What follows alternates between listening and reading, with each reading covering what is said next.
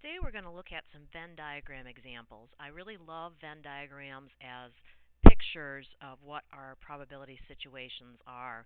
And so they're very helpful to see what's happening in a lot of different settings. So if you can draw one, it's really a good idea to do it.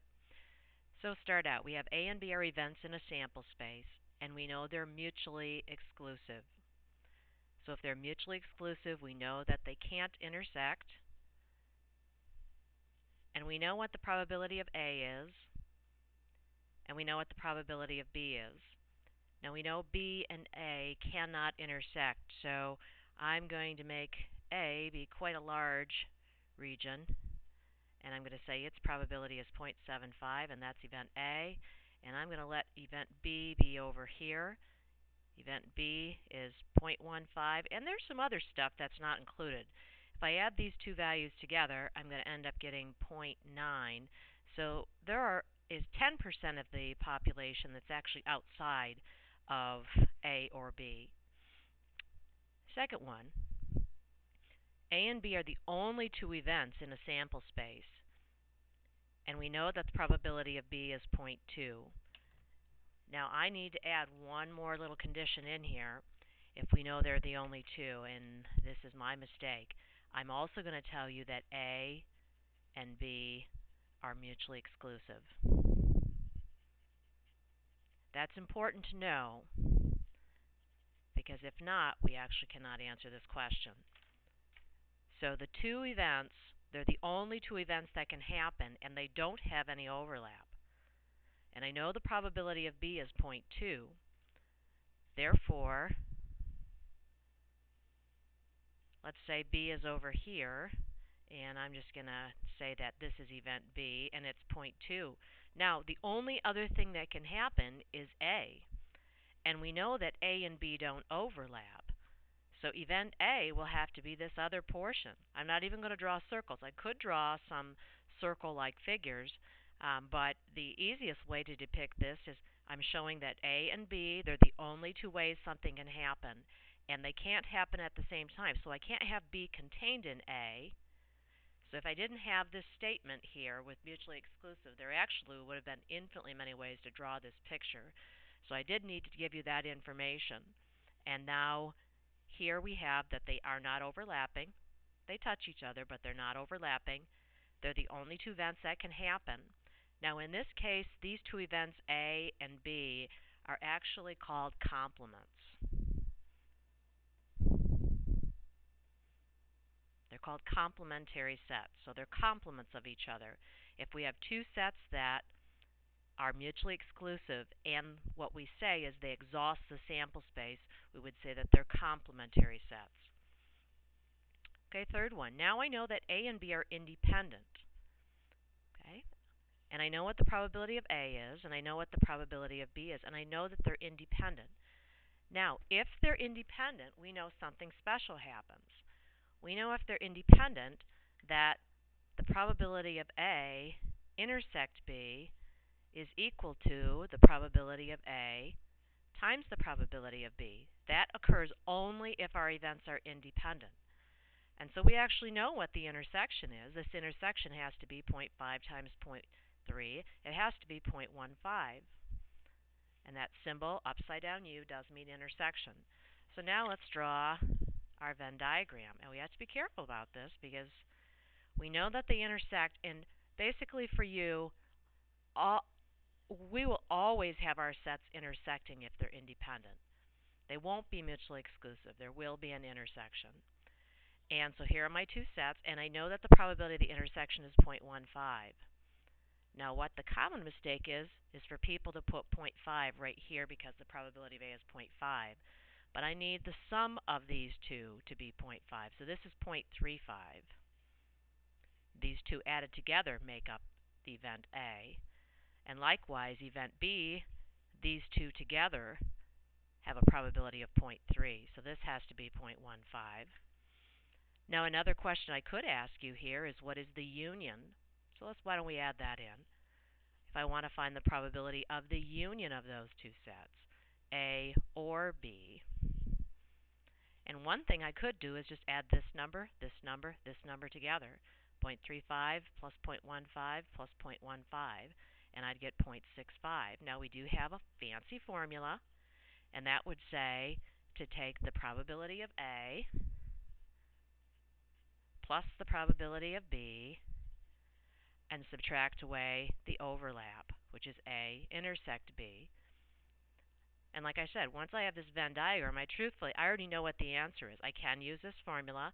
This formula would say to take the probability of A, which is 0.5, add to it the probability of B, which is 0.3, and then I would subtract away the intersection, which is the 0.15. And notice when I add these and subtract that away, I'm going to go right back to this 0.65 anyway. So this Venn diagram lets me see what this union is. Okay, now we have a question worded just a little bit different way. We have events A and B. They are independent events, so we know they're going to intersect, but they're going to have a special intersection. And we actually know what the intersection is this time. I can start to draw my picture. I know I have an event A, and I have an event B, and I know what the intersection is. The intersection is 0.2, so I can already put that in there. Now I also know that the probability of B is 0.4, so I know that this part has to be 0.2 because these combined together have to add up to 0.4. So I know the intersection. I know those people who are only in B and not in A. What I don't know is this part. I really want to find the probability of A. But remember what this tells us. If we know two events are independent, then we know that the probability of A intersect B will equal the probability of A times the probability of B. And we already know this probability. We don't know this one, but we know that one. And so if I divide both sides by 0.4, I'm going to find out that the probability of A comes out to be 0.5. Therefore, this little region right here has to be 0.3 because these two together have to add up to 0.5. Now I'm going to put, I didn't do this up here, but let's do it down here. I didn't add up and put what this region is that's neither A nor B. That's that probability out here. So if I add 0.3, 0.2, and 0.2, I get 0.7. So the probability of being out here where you're not part of A or B is 0.3. Okay, let's flip over. All right, this time we will draw a Venn diagram, and then we're going to answer an independence question. So I know what the probability of A is, I know what the probability of B is, and I know what the union is. Okay, we'll draw a Venn diagram here in a second. So I know that the probability of A union B, I know how to get that. You add the probability of the two, but then you have to watch out for overlap. And I can see I have overlap because the sum of these two is not equal to 0.65. So I know I have overlap. And I know that the union is 0.65. So when I combine the two circles together and count all that area, I have a 0.65. My probability of A is 0.5. My probability of B is 0.3. And this is my intersection. And I can see he has to be 0.15. 0.8 minus that will give me 0.65. So now I can draw my picture. I have, here's A, here's B. I know that 0.15 is right here in the center. And I know the probability of A is 0.5, so 0.35 plus 0.15 adds up to 0.5. And for probability of B, that looks like that should be a 0.15. And I'll just do a double check. 0.35 plus 0.15 plus 0.15 does add up to 0.65, so we're good to go there. Now my question is, do we have two independent events? In other words, do they intersect in such a way that knowing A occurs, does that have any impact on the probability of B occurring? So we're going to do our little test.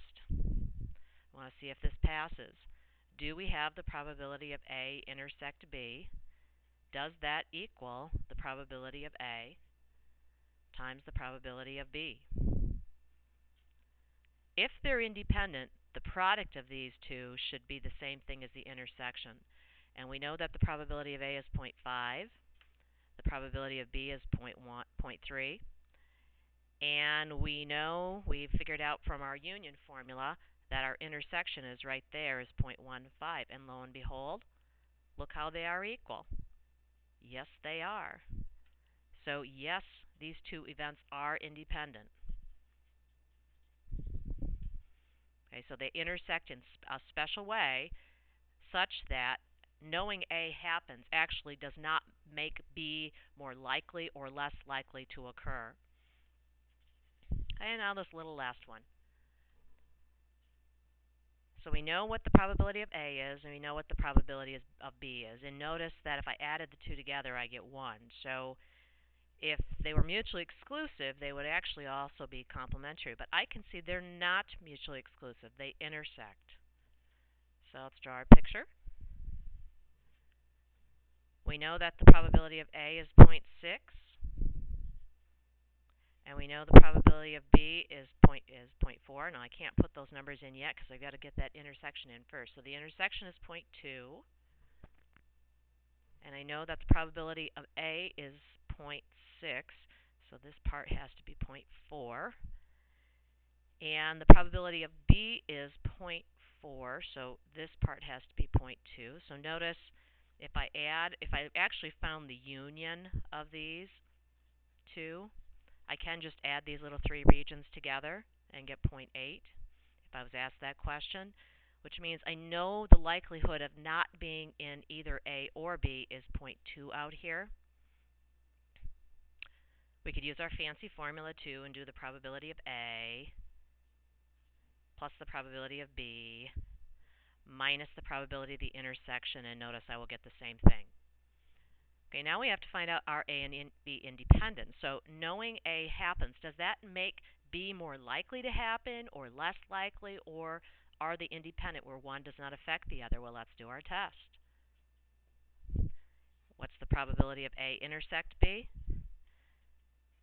And let's figure out what the probability of A times the probability of B is, and we want to see if these are equal. We know we were given that this intersection is 0.2. And we know the probability of A is given to us as 0.6. The probability of B is given to us as 0.4. And if we multiply these two together, we get 0.24. That does not equal 0.2. If A and B were independent, if A and B were independent, this is how often they would occur together. So this is how often they would occur together. And I'll just put TOG for together. That's how often they would occur together if they were independent. Now, they only happen together 20% of the time, which means once A happens, B must be less likely to take place because it only happens 20% of the time that they occur together. If they were independent, they would occur together 24% of the time. So, are A and B independent? No, they are not. Actually, A occurring lessens the ability for B to occur. And now you're ready to practice on your own.